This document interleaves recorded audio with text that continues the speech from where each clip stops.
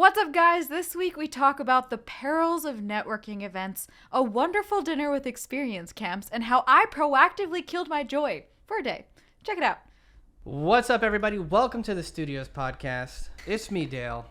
I'm with Grace. Hey. Another week has passed here. I was just hit with like a realization of how angry I've been this week, but I don't know why. Let's go in. It's I me. don't know why. That's why, bro. There's It's this you. weird. Yes, it's definitely this INFJ, INTJ thing. I tried to warn you too. So this week for me was pretty rough. Some quite long nights. We had a lot of server maintenance happening this week that had to get done, but maybe not the way that it did get done. Yeah. There could have been a better way. I think so. But basically, I was up till about 1 a.m. Monday. Then we had a networking event. I was out till 1 a.m. Tuesday. Then more IT drama. And I was up until 2:30 a.m. on Wednesday. And then I was just very unhappy Thursday. And now I'm here. And another thing we'll get into is I'm also starting my 6-day work week this week. So probably not the best week to start a 6-day work week. But How do you feel? man, Are you excited? Well, this is why I want to go back to what we were talking about. I think that you're angry this week because I am. You know how you feed off me? I feed off of everyone, yes. Yeah, but when you're in the office, who's everybody? Yeah, right? who am I gonna feed off I of? tried to warn you. It's funny, too. but there's a thing. No, you did warn me. And like, I don't know if it's, I mean, sure, that's a factor. But also, I think just outside of work, this week was so crazy that everything, I mean, I feel like Monday I was cooking, and then, I mean, nothing out of the ordinary, Yeah. but I was just cooking, and then I had to help out my dad with something, and then I had to help out a friend with something. It was a bunch of stuff on Monday night. And then on Tuesday, we had the networking event. I did go home early enough for me to sleep 8 hours, sleeps like 7 hours, and then wake up the next day and work out. So that was fine. But then Wednesday, I went to therapy, and then I came back, and then I had to do a bunch of tasks for Sophie's movie. I feel like with the producing thing, if I knew what a producer does in a film, and like I could anticipate what's coming and do some work when I have the time, but because I don't, they just assign me things very last minute, and then I'm Yeah, but I thought part of the reason why you were doing it was to learn. It is, yeah. So I'm saying, yeah, there's Right, but nothing it's I can still, do like, about that. yeah. It's still, yeah, it's very last minute. So Wednesday I was doing stuff till late, and so by the end of and then Thursday, yesterday it was like 10 to 6 working, and then 6 to 7 shooting a thing, and then 7 to 9 eating, and my battery was just drained. And then by the time we ended, I was like, I need to be home. Dude, Grace, that's So- you're so right. Like, that's how crazy I forgot about last night. Literally, it was the most recent thing that happened. I got back, I went downstairs, threw on Genshin Impact, which I haven't played in a while, and I swear to you, I was just like a zombie, like moving aimlessly, just like slashing things for like 45 minutes. And then I was like, Yeah. I wasn't even thinking. I don't even know if like a coherent thought went through my, I was just like, I'm going to kill some this. I'll stab that. And I'm going to bed now. Before that, it was a lovely dinner. Oh, it was a lovely It dinner. was a Yeah, I wonderful can't dinner. complain It about was a that. That wonderful was conversation. so. It was very special. Yeah, just for context, last year we donated $10,000 to experience camps. They're a nonprofit. They're educating and helping grieving children who have lost a sibling or a parent or more, develop good skills, for their life. Mm-hmm. It was extremely enlightening. And also, I'm a stoic, so I kind of meditate on death quite a bit. But whenever I talk about it, it's obviously a very touchy subject for many people. So I think what was so great about the conversation, liberating, is that I was talking to somebody who also was comfortable talking about death and dying and the natural sort of order of the world, because it's something that they like live through daily. And she was such a beautiful spirit and so Yeah. knowledgeable. All the way from LA too. Yeah. Came right to our neighborhood. So And yeah, Carly. two things that stuck with me was the stat of over 5 million children in the US alone will lose a parent before the age of 18. And that lose as in dying, not incarceration. And then the second thing that was interesting for me was, because we heard about it a lot, about what they do for the grieving children, but I've never experienced loss like that. I haven't yet experienced loss like that, and I didn't experience it at a young age. And so when she was walking us through the thoughts that each age group has, that was fascinating. So she said when they're around 8 years old, they're more focused on why it happened. Why did they pass away? What happened? And then when they're around 12, they start realizing the events that their parents aren't going to make it to. Yeah, like the social part of it starts to come in. Yeah. And then when they're around 18, they start to worry about relationships and being like, oh, I'm going to have a boyfriend, but my father wasn't present. So I'm going to have this fear that this person's going to leave me and not going to be there. And so that was really interesting, the different stages of that. So I found everything so enlightening. Yeah. And it was such a pure It was great. Conversation and dinner, yeah. Which, especially refreshing. By comparison to the networking event, which I guess we'll dive into, but I was like, wow, this is real, you know? Yeah. It's real. It's a real conversation. And I wanted to ask you about that. I did not speak that much, right? By comparison to me normally. Oh, yeah. Yeah. See, that's what I'm saying. Yeah. When you meet somebody, I don't care if this sounds pretentious or whatever, but like when you meet somebody who has a deep passion or an intellectual match or something, you don't need to dominate or take over a conversation. But when you go to these networking events, what I realized this week is that mainly because I don't know what it is. It felt like I was becoming sort of a big fish in a small pond. Mm-hmm. And I cannot stand that. I literally just felt like I stood in the same place all night giving advice to different people and came out the other side exhausted and just like angry and like unsatisfied.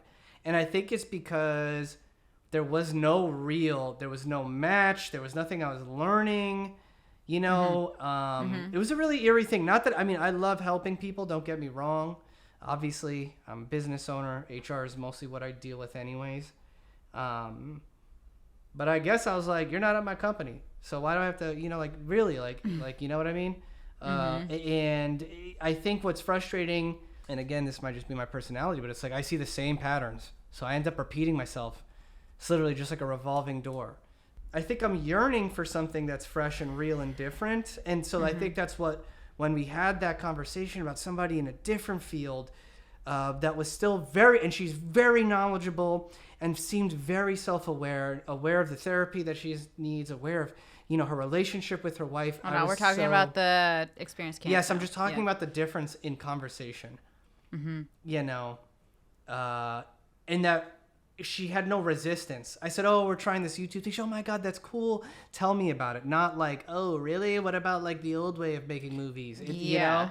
What's interesting to me, though, is that you're able to, because, okay, now do you believe me that I am an introvert? Because, at those events, I hit a wall at a certain point. Bro? I can't. I'm an introvert. I'm telling you. You don't even have to do. I'm an introvert, so just being in that room with all that energy is so draining to me.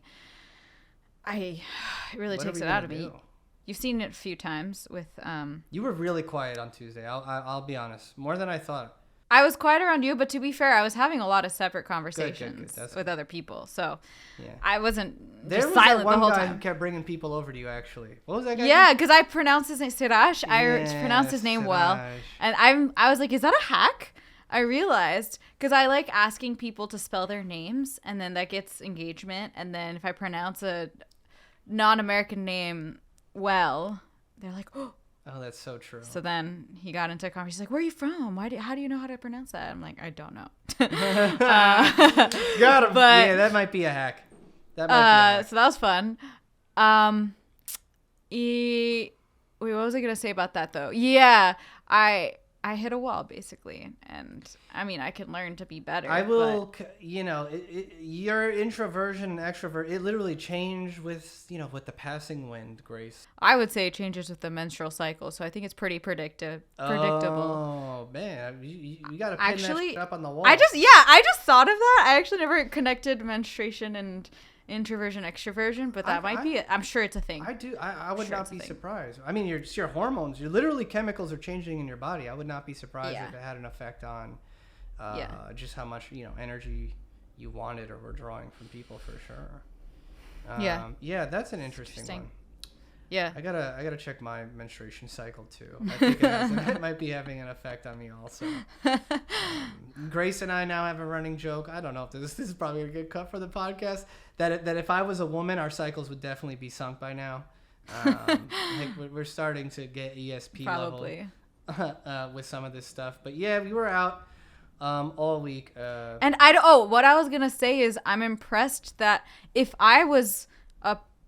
I feel like if I was a big fish in a small pond and I was tired of only giving and not receiving, I would approach every question, ask a question, be like, hey, do you have anything to share with me? And then if not, I would keep it brief, and then I wouldn't even really go into my thing because I'm like, why? Man. Why am I going to engage?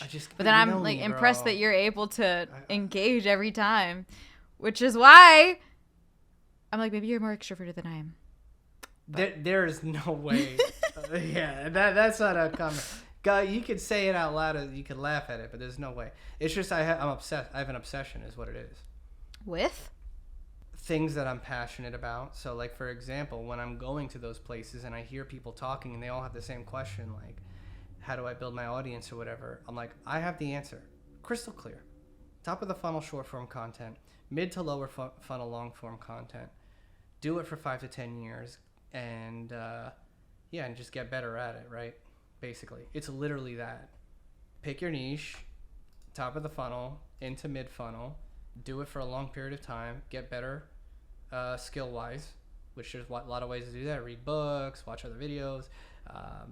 People that are at my company see it. I just completely. And this is the thing. I think people get really scared. Obviously, it takes effort. That's what I'm saying. You need to put in a lot of effort if you want to have outsized returns. And then you start, that's why it always kind of comes down to, but I'll give them the strategy, Thing is, if they did the research, it's like, dude, Gary Vaynerchuk gives away the strategy every day. He's got a whole deck about how to make pillar content and turn it into whatever. It's the volume model. This stuff is out there. And I think that's all it is, where I'm just like, oh my God, it's just, it becomes so exhausting. But I also can't stop myself, and then somebody comes up to me and asks me about AI, Anthony had asked me, said, yo, let's talk about it. I heard you mention it to Roy. It's like, what's going to happen? I even know, right? I looked at him and I was like, I mean, all I know is the odds are the robots are going to come long term. We're either going to fuse with them in some way, or they're just going to take over because at the next natural stage in evolution, they're just better than us. Like, that's it. It's not really that complicated. And then I always make the joke, which is like, the answer to not getting killed by the robots is to be nice, but we're humans, so someone's going to kick a robot. That's what's going to happen. We're basically replacing ourselves. That's literally what we're doing. And if we don't do that properly, the business of humanity, will not necessarily endure. There's a lot of people working on it, but what's tough is obviously is that a few bad apples could actually ruin a lot of good work, right? It doesn't really work the other way around. You only need one person to press like the red nuke button for the whole shit to go wrong, right? So that's pretty much what it is, and kind of more like Elon Musk. I'm very much like, there's do what you can. Like, we're going to do everything we can and not worry about it, right? Because we can't control everybody else. So yeah, I don't know why I got into that. That definitely is dark. It's not like I think about that every day, fam. I'm just saying that it's not that hard to come to that conclusion, and therefore not worth a lot of the effort to toil and think about it. Instead, I'm going to go hard every day. Makes me feel YOLO. Yeah, exactly. That's exactly. And now you're like, okay, good. So let's just do as much damage as we can while we can, and move and shake and help. Because why not?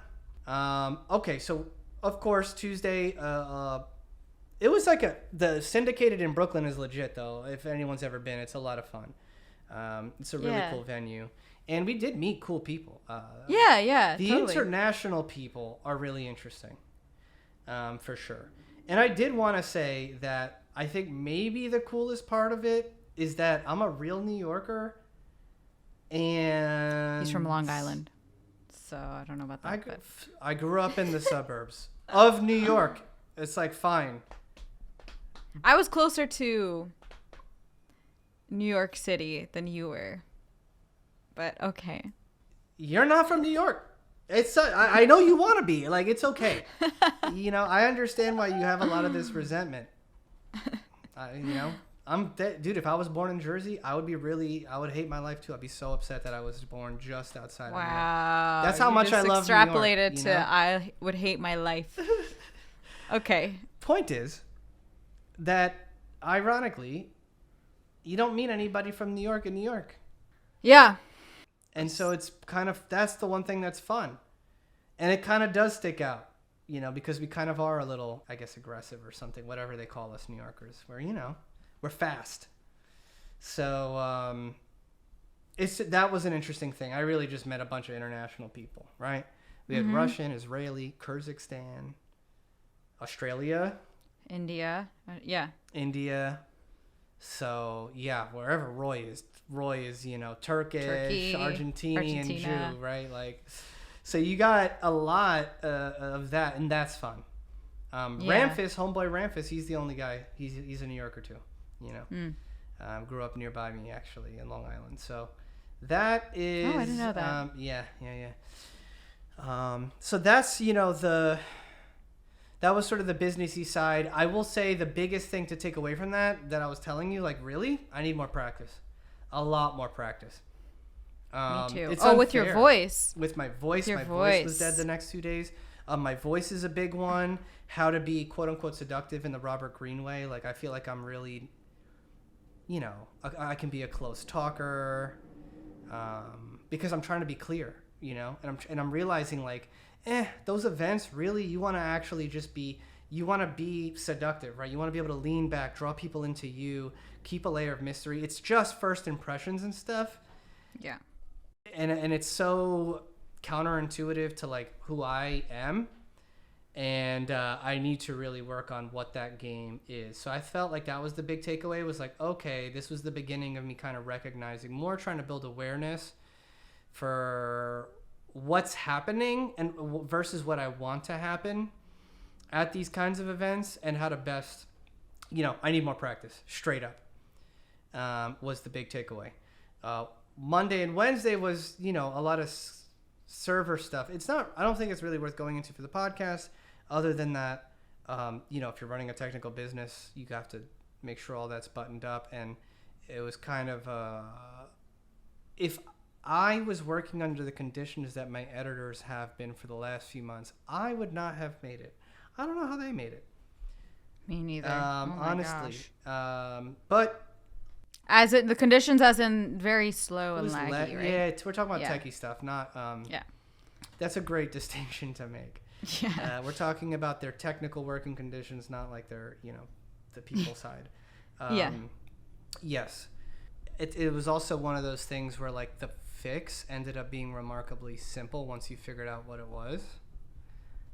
Essentially, like, the server was not giving permissions to the switch to give it the full power, to give it the full throughput. But he was like, it took him forever to figure it out too. That's why he was here so late, because he was like, it's not something you would naturally go to. It's not the thing you would think of, right? So he was trying all the other things, and then was like, you know what else could it possibly be?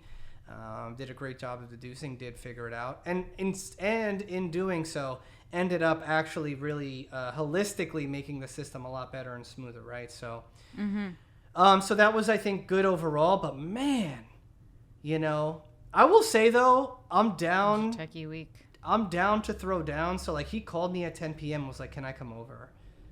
And I was like, "Yo, fine, let's do this." You know? Yeah. Like, so Get I don't. it done. Yeah, I'm very much like that. I was like, I don't care. I don't even think it's like a cool story. I just really am that way. Yeah. I'm like, why wait?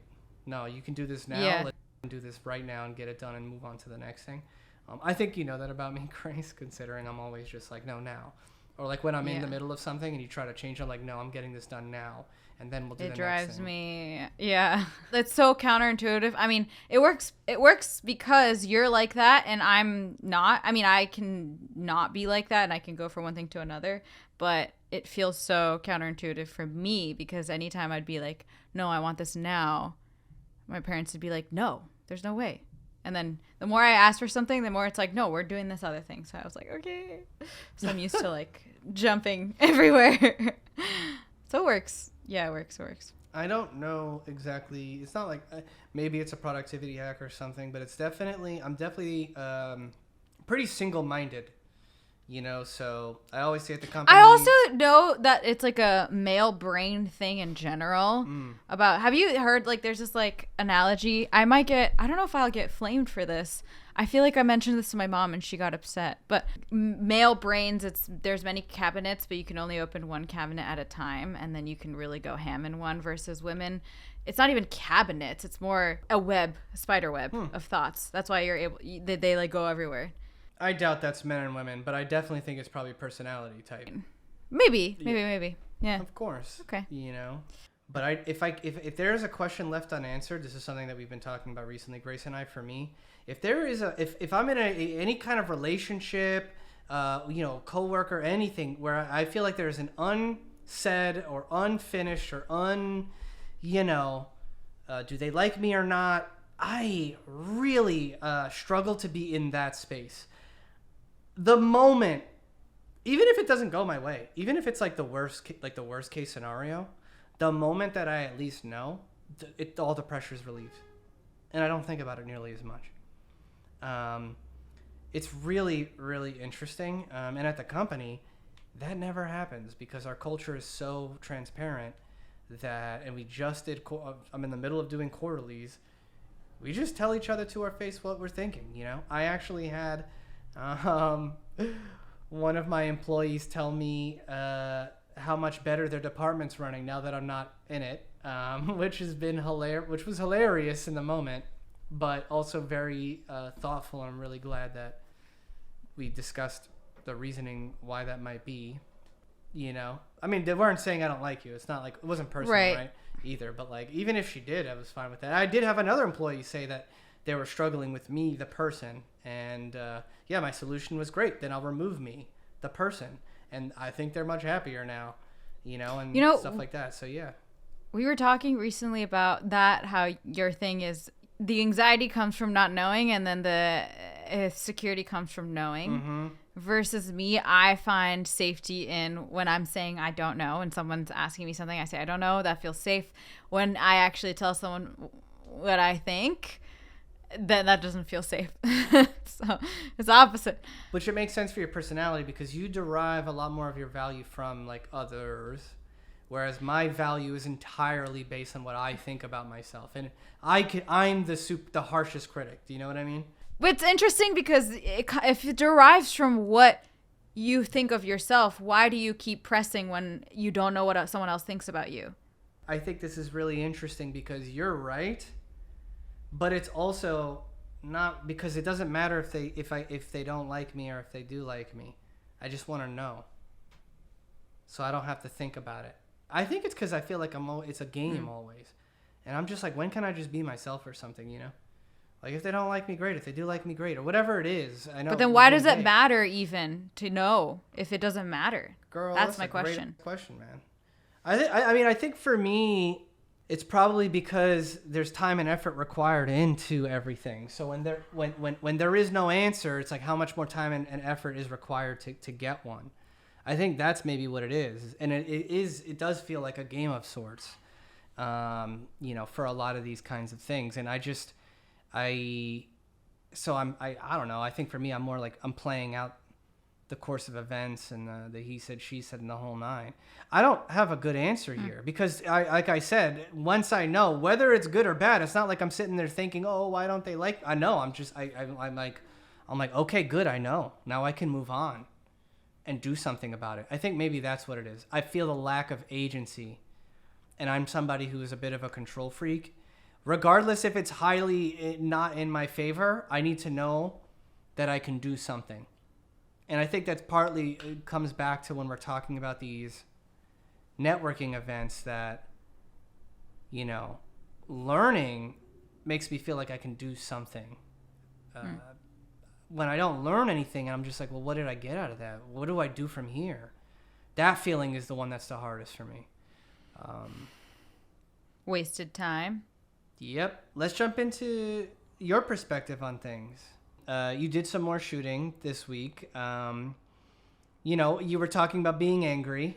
I want to say one thing so you can maybe give you a jumping off point. You literally told me, that you decided to kill your joy. Yeah, we were reviewing the webtoon, and then we literally just scroll a little bit, and then I get all excited, being like, "Woo, it's so cool!" And then you said, I'm just gonna warn you, Grace, today your joy is gonna annoy me. That sounds so horrible. I know you don't mean it like that. I know you mean it in a way of like of warning me of the mood you're in, and that's not to say don't be happy, and I understand that. If you're being happy and you looking at me and I'm not feeling it, it's not you. That's what you know what I mean? Like, please continue to be happy. Just know. Yeah. There's no way. Because I am like that. I get giddy too sometimes, but like there's no way yesterday, just on like 4 hours of sleep, 4 nights in a row, I was going to be, jumping for joy at right? Yes. Yeah, but you didn't have to go and kill your own happiness. Well, so here's my thing. Well, first of all, that joy was very short-lived because we were reviewing our webtoon, our first page of our webtoon, and we go on a Google Meet, and I'm excited, and I'm all, woo, oh my gosh, this is so cool. And then immediately cool. Dale goes, it was cool. No, but you're like, wait, Grace, what are you reacting to? Because this is literally just the cover page. And you said immediately, you're like, I can tell that your joy is going to annoy me today. Which sounds so bad, but I know that you meant, I'm in a grumpy mood. So watch, if I do get upset, don't take it personally, basically. I know that's what you meant. And I made the decision. My analysis was this. I had a big cup of coffee, and so I knew I was giddy from that. Not necessarily I was in a happy mood because I was tired. And I knew that I was also a little sleep deprived and grumpy on the inside, that I wouldn't be able to handle keeping up my happy without getting offended. So I decided to kill it. I thought that was the easier choice. I have had times where I'm super genuinely happy and excited and Dale's not in a good mood, but I can keep it up and he'll be grumpy and I'll just banter back and throw it back at him and say, you're not infecting me with that today. And I keep happy, but I knew I couldn't do that yesterday. I was not in a place to do that. And I knew the coffee crash was going to come and I was going to be in a bad mood if he said something to me. So I decided consciously to kill the joy, and I said, I'll bring it back. I said it casually to him too. I was like, I just killed the joy. But I said, no, don't worry. I'll bring it back when I record my React video. So all good. It was hilarious. I was just like, oh man, yeah, that was, at least that's how I go. That's how I roll. I mean, it happens like that the other way around too. Yeah. Like if you're it's a sinking thing. And if you're grumpy, I don't care. You definitely have your moments, Oh, yeah. I totally do. I know I do. Yeah. Yesterday when we were at the Experience Camps dinner, she was talking about how she used to be a tryhard in high school. And you mentioned that I'm a tryhard. You said, oh, that's you. And I said, what? I don't think I was a tryhard. You said, you're a tryhard at work. And that made me feel good, though, because I've been thinking about my sass, and I'm like, maybe this is not good. It's not healthy. I shouldn't be so sassy. I'm very much not big on inhibiting who you are, I guess so, yeah. I mean, I feel like this is literally the constant battle we've had for 2 years, which is like, Grace, just do the thing that you want to do. Do you know what I mean? Yeah. And stop worrying about the other things. And, like, the more that we chip away at that, the more that I think you just start to go faster, you start to feel more comfortable, and I think ultimately it ends up being beneficial. I have a fear that, because you do tell a lot of people, in the quarterlies, you can tell me what you feel, you can tell me if you hate me, doesn't matter, don't do this at another company, you say. And my fear, because I've only ever worked here in this kind of job, that this is going to feel normal and I'm going to go into another company and offend somebody. But the hope that I hold is I still work at a restaurant on Saturdays, and I'm able to function as a very safe employee there. So that's my checking point. I don't act this way at my restaurant. I think it's interesting because as I've been doing these quarterlies, when I talk with the Argentinian team, they're older, so they do have prior work experience, and I think I can. That's why I feel like, I think they just appreciate the environment. I'm not saying more, but like in a different way. Talking with Sophia, one of our project managers, who was like, I really want to grow with this company. I want to like build my career here, which is really nice to hear, considering we're so small and like, we're still struggling just like every other startup company. It was really nice to hear her say that, but I think it comes from the fact that she's been in other agencies and stuff, and probably, she's seen what I've seen, why I wanted to start this company, why I wanted to operate it this way. And so, yeah, you guys don't necessarily have, had those negative experiences. So it is an interesting thing. So we're working on our reel for our new website. And you've seen me mostly at this company be really proactive and fast and move fast and turn fast. And then there are just a few times where you see me refuse to. I slow the F down, and I analyze every single little dot. Today I felt was a day that, you looked a little frustrated at me because I was like, yo, I'm gonna read this in silence. Don't you say a word. Like I'm gonna analyze every. I wasn't frustrated from that, but yes, but then afterwards, and then afterwards, we also spent literally like, I don't know, an hour and a half or 2 hours just looking at music for one thing. I was just curious, like this was the most, I think, recently in dealing with the book and stuff. It's probably the most thorough that you've seen me be in a long time. That's true. I mean, I've seen you be thorough when we're reviewing the webtoon, when we were writing it, and the kids' book, when we were reviewing that. It was very thorough. So it wasn't that different. I think it felt the most thorough you've been about a video. Usually you go pretty fast with videos.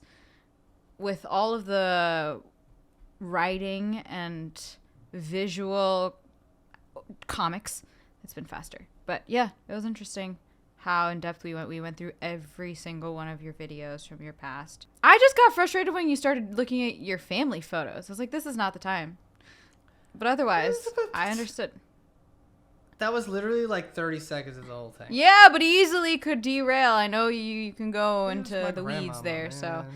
What do you want me? I like to keep it separate. That's just me, though.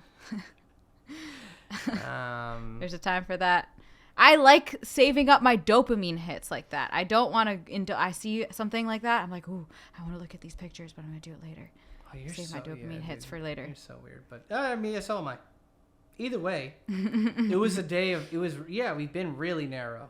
Yeah, just the reel today. That's all we did. Yeah. We've been dealing with the thumbnails narrow.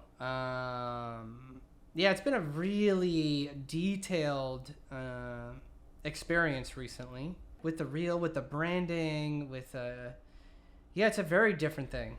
Going through the song was fun though. Looking for the right music. Looking for the right music. I mean, I think we landed. Yeah. Even though most of it was no's, it made me feel more confident in the things we were liking. So. I think it goes back to the earlier conversation we had. Do you see? It's the same thing. I need to know. Even if it was just options. How many times were we almost done? I was like, wait. What about this one, though? Oh, yeah. Wait. Yeah. No, okay, I'm done. I have no more ideas. Wait a minute. I've learned a trick with you is when you say you're done, I wait maybe 10 seconds because that's the buffer period between you saying I'm done and bringing up another point. But that's how thorough I want to be. That's how thorough. I want to feel beyond confident in our choices. And I will say that we're basically almost there with the first issue. And the first issue is the most important to me because it sets the standard for everything else, right? And literally now we're just talking about literally thump, the text of thump. Of a heart. Yes, and the Beat. sound effect of that and how it's going to show up on the page. That is the last thing, and we are going to tear it apart until it's perfect. But, you know, I look at that first issue with all the pacing changes that we made and everything else, and I'm like, now officially feel like I have done my best to replicate the experience of somebody else going through reading this episode. Everything has been exhausted. That feeling, and this is why I actually really love webtoons and illustrated stuff, and why I know I'm gonna love animation, is because that feeling is so good. Whether it's gonna be the same as we were just talking about, whether they like it or not, I have no doubt. I gave it my all. If they don't like it, it's not because we didn't put in the right amount of effort. It's because the story's not connecting with them for whatever reason. It's not going to be an execution thing. But I know that when I send it out, not a single person's going to there's no one that's going to ever say, oh, they just threw this together. No one. They're all going to be like, oh my God, the thought. And that if they ask, they could just skim through it. But if they cared and they asked, damn, did they organize this to bookend the top and the bottom with these long? Yes, we did. Damn, did they, with the thump, did they try to angle it so that, yes, we did. Like every little thing. Wow, you know, the way that they paced the opening compared to the fantasy. Absolutely everything was thoughtful. And that is, I think, that's what it is in my life. That gives me such peace, honestly, that I just, like, I can rest easy at night knowing I gave it my all. Like, I cannot express how much peace that brings me. It's not fast enough yet by any means. And I'm going to have to start letting go of things. But to set the standard that high, it makes me proud. And I really do hope that it shows up, because it's not like it always shows up in the results, of course. But yes. And in the same way, I did the same thing with our thumbnails. And it's something I was hoping, you know, the reason why I'm getting more hands-on there, why I'm going narrow, I think, is almost to prove to the team, I don't necessarily think you guys have seen this side of me. And I want to prove to the people working for me that I'm a real one too. That I do care about quality, that I can get in there. And I feel like what I did with the thumbnails is an example. I made the first set. I showed them what's possible, and it didn't even take that long.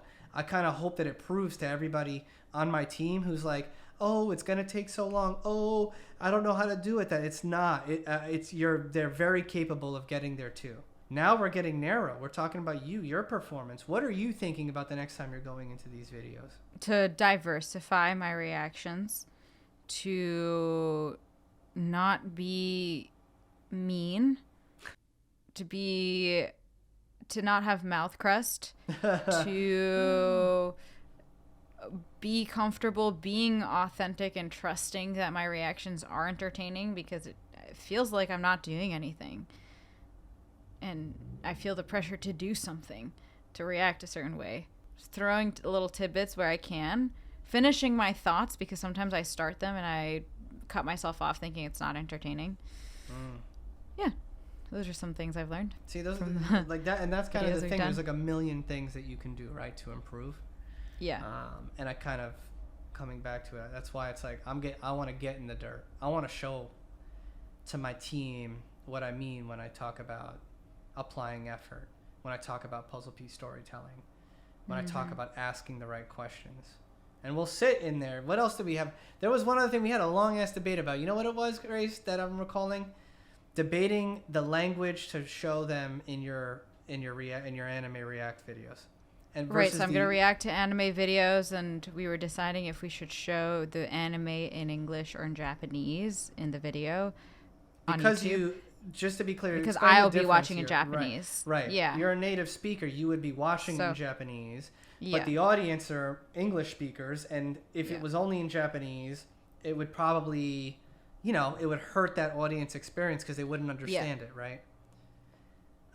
And there was a big debate about, well, why don't you just put subtitles? But then, like, what about the size of the screen? And then, of course, we kept going deeper. The big realization, of course, well, Grace wouldn't watch it in Japanese With with subtitles. English subtitles. Yeah. I mean, the thing is that I would, because I like having the reinforcement, but yeah. It's fine. Yeah, so it's this is what it came down to, was this debate about what's a good authentic experience for her. Ultimately, we realized, hey, it doesn't matter what she's watching it in, because when we edit the video, we can pick, we can change that. So she's gonna watch it in her it's not her native language, I guess. Your native language is English. It's not. Right? Is English, yeah. So she's gonna be watching it in Japanese the way that she would naturally watch it. But in the video that you're watching, we'll just be playing it back for you, the viewer, in English, and we're just gonna say it.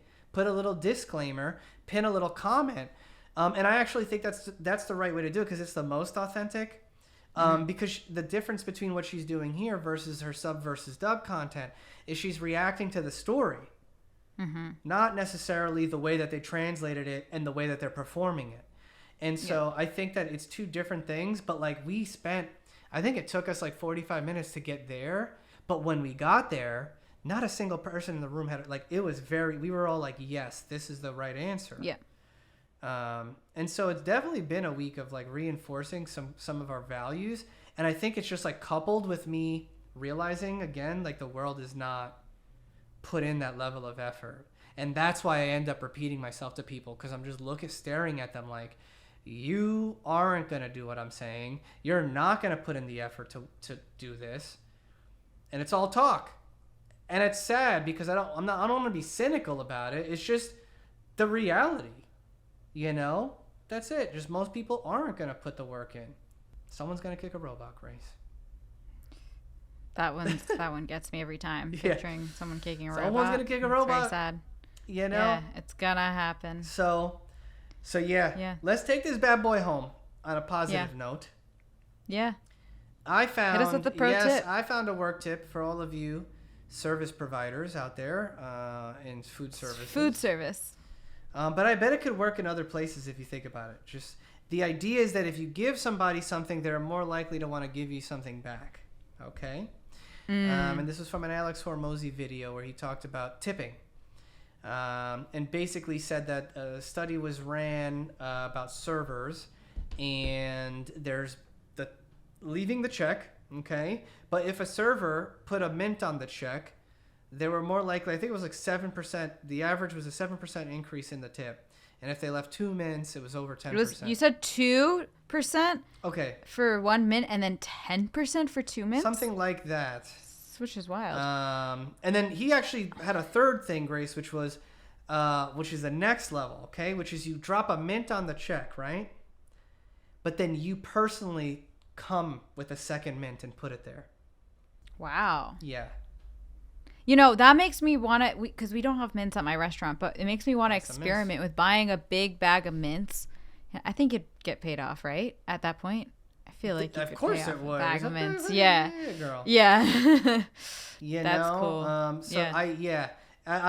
But the principle of it, if you give somebody something, they'll want to give you something back, but then adding more, making them personal, different levels of that, because I do think that now there is an expectation of free content and free value, right? Because of the advent of social media and stuff.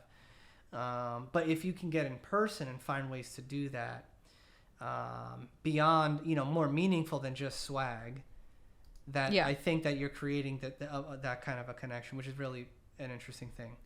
And the pro tip for the week. Cool. All right, to questions now. Yes. Well, you seem like you prepared. No. What so far from our different kinds of networking experiences, what is the ones that you're most comfortable in, the ones that you like the least? Most comfortable when drinking? Is that an answer? That's fine. The ones that have open bars, that makes sense. Like the Latin real one, right? Yeah. I mean, not that I go crazy. I usually just have one drink, but it definitely helps. Which ones have I not liked as much or are harder for me? I'm thinking about, we've gone to Comic-Con ones, we've gone to the NAB one, and we've gone to film ones. Oh, I did not like I remember the one we went to, I think it was for the Tribeca Film Festival. Tell me more. I don't know. It was like it was a film festival after party, and that was probably the most Soho Film Festival. Where we met that girl who was just so uninterested, right? Yeah, so that reminds me of, I was thinking what's more uncomfortable, because in the Comic-Con ones, people usually are very interested in me because I'm Japanese. And then in the film ones, sometimes you find cool people, but sometimes a lot of it time it's very uninterested faces where they ask me what's up, and then I start to explain, and then I feel the dissociation, so then it's really uncomfortable. And I'm like, I'll just stop talking. This is our industry, you know. We're just taking a... I would say that was the most uncomfortable one for me. Anyway, it was a cool party. Yeah. Maybe I would have had a fun time if I was there with a film and I knew a few people, but I knew zero. So it was pretty awkward for me. Yeah, I was there catching up with an old friend, so that's why it was very different. And also, I know the people that run the festival, and they're great. Yeah. They actually throw good events, but like it is people desperately. You feel the desperation in the room. I'm sorry to say it like that, but it's so, you know. And then there's always a weird thing that happens when I start to talk about any amount of success I've had. It just gets weird. It's like I'm a sellout, maybe. Why am I not a starving artist bleeding for the cause? There's something going on. I can't like pin it down. Interesting. But there's always just a vibe. And then there's a few people, like the people that I really like, the Ramfuses, the Roys, that are like, really tell me more about something I don't know, or something, you know what I mean? Versus just like, oh, you can't give me money for my next movie, forget about you, right? Yeah. And it's just a really interesting experience going to these kinds of things. The Latin one, I like the vibe there because it just seemed... I did. That was good. Maybe it's because it's our people, but like Latin, you know, but like also I think there was much more of a let's help each other out vibe. Yeah. You know? This weird question just popped in my mind. If you were a woman, what do you think your clothing aesthetic would be? Yeah, it's gonna... Why? How could you... Oh my God, you asked me a fashion question. I have no clue. Because you were talking about my trousers today. Yes. It's more that you guys have a lot cooler stuff to wear. Like you have so many different kind of cool, I think, kind of cool vibes that I don't really have, you know? I'll give you some options. You know, there's like the preppy look where it's, okay, not that. There's the girls who wear oversized things. You're talking about that about me. More like street. I definitely would rock that at times. You'd rock that. Yeah. Or not business casual. Gotta be practical, right? If it's in general, so it's gonna be stuff that I'm comfortable in. That's easy. You know, I would definitely rock that, whatever that ends up being, and then to get dressed up, because that's the other fun thing. Like you just gotta sundresses probably. I just throw like one thing over me and I just float and feel free. 100% I'd be down with that. I definitely want to try the like the thing that I talk about that gives you a lot of airflow. Wait, I love this. The Dale calls it the circulation or the airflow shirt. It's any cropped sweater, a crop top. Crop sweater. Yeah, because I get, you guys have curves, so it kind of hangs. And I want to know what that's like, just like how that would feel. To feel the air on your stomach. Yeah, bro. I never pay attention to how the air on my stomach is feeling. I'm curious about booty shorts, too. Just curious, because it's like there's so much skin, but it must be really comfortable. Because you're just like... I would say I personally don't think they're comfortable. I have a few that I don't intend to be booty shorts, but then become when they start riding up. Mm-hmm. And it gets uncomfortable when it rides up and gets all up, like, where it's not supposed to be. But also, it hurts when you sit down because all that skin is exposed. And then when you... you're turning me off from this. My dreams of booty shorts is just... Yeah, when you sit down... And then you stand up. Usually your skin is, when it's really hot out, it gets stuck to the chair and then it peels off and it hurts. And I'm not a fan of booty shorts. I do wear shorts when it's super hot out, but otherwise I'm gonna tell you go with a little longer. What I would not want, dude. Also, like skinny, like the fact that you guys have to put on. When I see girls put on their jeans and it's like takes like 40 minutes. Dance. I don't think I'd be down with that. That's a tough one. Yeah. I've heard many complaints about bras in all different facets. So if I could avoid that as much as possible, I probably would. But yeah, you guys just have just cooler stuff, bro, right? I'm definitely going to be like a dude in a kilt someday. Like I'm sure I'm going to just rock In a it. kilt? Oh yeah, you know, the dudes with skirts, bro. Hell yeah. That just seems a lot easy. It's comfortable. Yeah. The long skirts. The short skirts usually start riding up, or if you have a bag, it really rides up, or the wind blows, rides up. It's a pain. Yeah.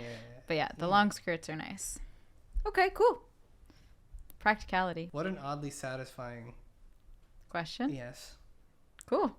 The mysteries of men and women, you know? All right.